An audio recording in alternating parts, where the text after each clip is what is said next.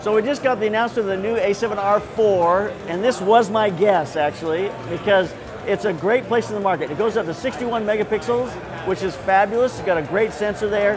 We're gonna look at dynamic range, we're gonna look at an image quality test, we're gonna look at the ISO capabilities. So let's get started. We got a few things to test out here. Let's just get to it. I really want to look at the A7R4 versus the A7R3. So I'm going to shoot the same image with both of them with the same lens at 24 millimeters. I just want to look at those two together and compare those and just see how much difference that 61 megapixels makes compared to the old A7R3. So let's do it. So I was very excited to compare the A7R3 to the A7R4, and I'm so glad I was able to get a hold of Image Edge where I could process the raw images and be able to look at these two cameras comparatively to each other and just see how they do. I mean, the first thing that I notice is that there is a little bit more detail in the A7R4 in the shadows. I mean, if I look at the stairs here, there's just a little bit, not a ton, but there is a bit. When I blow up the faces on each of these, and I just look at them for image quality, I feel like the A7R4 is definitely sharper. These two images were shot with the same lens, at 24-70. We just switched the cameras out. Cameras on the same tripod, same vantage point, and focusing on her face. But I just feel like the A7R4 is sharper. There's a little more detail there. All right, there's the A7R3 versus the A7R4. So we just shot some stuff with the A7R4 on a burst speed, and I think it's like 8 frames a second that we're doing. It's keeping up with the strobes. It's just really, and it's buffering quick, but we've got very quick cards. But we're getting great images. It's keeping up, and the burst is not holding us up. Great exercise here, shooting on this. Take a look at it. 10 frames a second. I mean, this is pretty amazing for this camera to shoot 10 frames a second because it's now at the lower end of the A9, which gives you some of the capabilities of the A9 in this body. So 10 frames a second at that 61 megapixels, which is what's pretty amazing. So we shot this dynamic range here in New York City. I'm standing in the shade looking back at the Flatiron building. It's a very contrasting situation because my face is basically in the shade, pretty heavy shade. But I'm looking back at that Flatiron building, which has got a high, hot sun side, and then it's got a very shadow side on that building. So it's an extremely wide dynamic range image, and now we've over and underexposed it, and we're going to try to bring those back. So here's our normal image. My face is a little darker than I would like, but I've got such a huge dynamic range here. That's about as good as we could get it. But the first image looks good. I've got detail everywhere, detail in the shadows in the background. It just looks really good. When I go to -1, so I've now brought this down a stop, I can recover this, and it looks almost as good as the normal. I'm still keeping the same detail in my face. I'm keeping the same detail in the shadow of the building in the background. The highlights are not blowing out.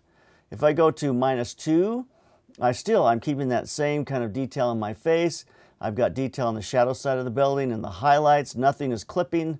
None of the shadows are really clogged up. At -3, I'm starting to get a little bit, the shadows are starting to build just a little bit. In some ways, I like the shadows in the background. The highlights are holding, the shadows are holding. It looks really good. -4, my face is getting a little dark in the foreground, but I'm at -4 stops now. At -5, we start to suffer. I couldn't recover the blacks. There's a lot of digital noise now in the blacks. So now let's see what happens when we add the exposure, when we go up a stop. So +1 stop, the highlights are starting to drift in the background. We've lost all the detail in the clouds back there. The building has kind of just got a highlight and a bright shadow side. At +2 stops, we've lost the highlight side. It's clipped on the side of the Flatiron building back there. The side of the building on the right is just clipped. And you look at my face, I mean, even though there's no digital issues in my face, but if you look in the background, we're just losing the highlights. At +3, it's almost completely a white background back there. There isn't much back there to look at all. I mean, the light's fine on my face and not looking terrible, but it's completely gone. So I'm impressed. This sensor has an incredible dynamic range. It's holding the highlights, but it does like to be underexposed like all digital sensors do. So there you go, dynamic range. So let's take a look at the ISO capabilities. I would guess with a larger sensor that the ISO is going to suffer just a little bit. It's certainly not going to be an A7R3, but let's just see where it falls. So these are raw images that have been processed in Image Edge. It's just the raw images. I start at 200 ISO because we know 100 ISO is going to look great. And I mean, you see some grainish. I mean, 200 looks really clean. It looks pretty nice. 400 ISO, it looks pretty darn good. If I go up to 800 ISO, I'm starting to see it now. I mean, 400, I was feeling like, all right, this looks pretty nice. Looks pretty clean. But when I go to 800 ISO, I start to see a lot of grain starting to build in the background. So when we go to 1600, the digital noise is pretty strong on here. I mean, you see this kind of grain-like pattern that the sensor's making, and it's granular. It truly is. But the digital noise is building. But at this point, it hasn't fallen apart yet. I mean, I'm starting to get a sense that the sensor is struggling because you see some reds and red shift, and you start to see this kind of pixelation. But the sensor hasn't given up yet, not at 1600. When we hit 3200, you're now starting to see this very granular look. It truly is. I'm seeing reds throughout it. It's at 3200 ISO. I mean, there's just a grain pattern there, digital noise pattern that is starting to be pretty obnoxious. But when you hit 64, it's now taken over. I mean, it really is just digital noise. You see the greens and the blues and the reds, and it's that digital pattern all through it. So when we go beyond that, we go to 12,800, just the pixelation becomes stronger, heavier. You start to see white artifacts show up. It really is about grain at that point, or about that digital noise. When you go to 25,800, the sensor's given up. It's done all it can do, and it's just digital noise. It's just a lot of really heavy digital noise. For video, I would try to keep myself at below 1600 on digital, and I would try to stay below 600 for stills. So this camera really doesn't fall apart any differently than most of the digital cameras that I've looked at. I mean, I don't see at that 61 megapixel sensor that it's struggling more quickly than other cameras have. I feel like it has a nice grain pattern through that 200, 400, and it starts to break up like most do by 1632. So there's a look at the ISO. So I did some images with the pixel shifting, and I was just curious to see how it worked and what it did. I'm not an expert at it. I don't understand it very well. I stitched it together in Image Edge, but I did learn one thing. I'm shooting 16 images it's shifting 1/2 pixel and taking an image half pixel, half pixel, and so it's stacking the pixels. So you have a 61 megapixel sensor, 61 times 16. And you're now creating this huge file that has all this information. The one thing I did learn on this is that it doesn't like movement at all. I've got ducks in the water here, and the water's got this red banding. You see it in the trees too, in the top. It starts to give you this kind of crosshatch look, and didn't like the movement of the trees. It wasn't able to take that information. So it's pretty obvious on something like this that you've got to have an image that is just completely locked down. Nothing can be moving. Like I did it here in the Central Park, looking back at these buildings, and this is a terrible image, but it was just, the clouds are moving, and so there's all this cross-hatching in it. It just looks terrible on these clouds. So I spoke with one of the gentlemen at Sony, and he said the 4-image pixel shift is a great place to start because it's moving at 1 pixel. So there's an application for this, I guess, in large reproductions, but boy, the limitations of not being able to have anything in the image move is pretty restrictive. So there's pixel shifting. So this version of the R has iFocus in video mode, so we're going to test that out and see how it does. Get him to turn around a little bit and turn back and just see if that iFocus is going to pick right up on his eye and just see how it does. So here we go. One of the real exciting features with this camera is the real-time eye and face detect. That means in video mode, it's going to track the eye and the face. Now, I've got a couple of short samples here. He's moving around. That white flash you see in the background is a set next door to us where a flash was going off, so that's a little bit annoying.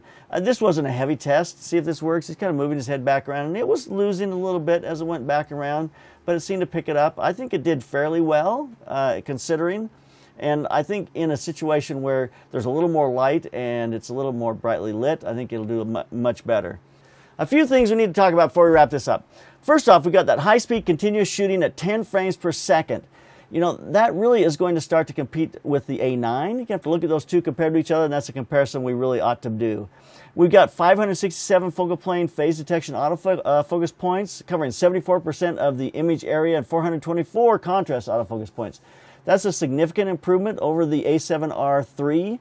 It really gives us the ability to cover more of the frame and to give us more autofocus points. That really, the goal is to cover that entire frame so you can focus anywhere you want, and they're getting closer and closer every time. The EVF has gone to a 576 million dot UXGA OLED True Finder, electronic viewfinder. I mean, the EVFs have got to get better, and they have been getting better each and every generation, because that's what you get to see. You don't see through a mirror and see your exact image. You're seeing a interpolation of the image electronically to give you what you're going to shoot. So those are getting better each and every time, and this is a big step forward. They also upgraded the connectivity for Wi-Fi support.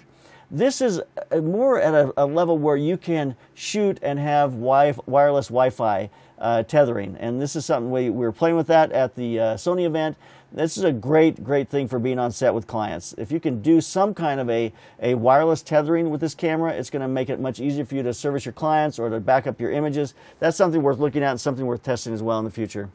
They also upgraded the body. The grip is a little deeper and a little nicer, has a little nicer notch to be able to hold on to it, so I felt more secure holding on to it. Was it a million times better than the A7R III? Not necessarily. I mean, you still need the battery grip in order to get a place for that little finger to get a hold of it, to be able to rest it there. And I think with that battery grip, this is actually a winner.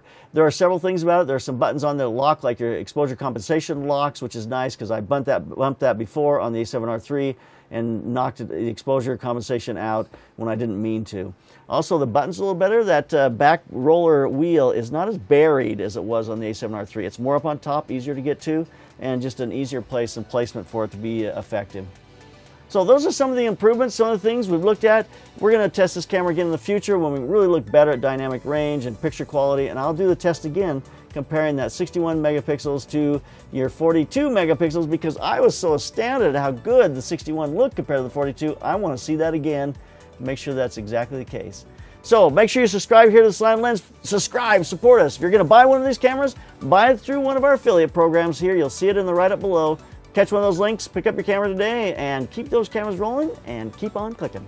If you are looking for a great deal, the R3 dropped $500 just before this announcement and will be lower, and that's a great time to pick that camera up. So you can check that out through our affiliate link below. Pick up an R3 if that's what you'd like, because they've dropped in price. It's a great time to get them.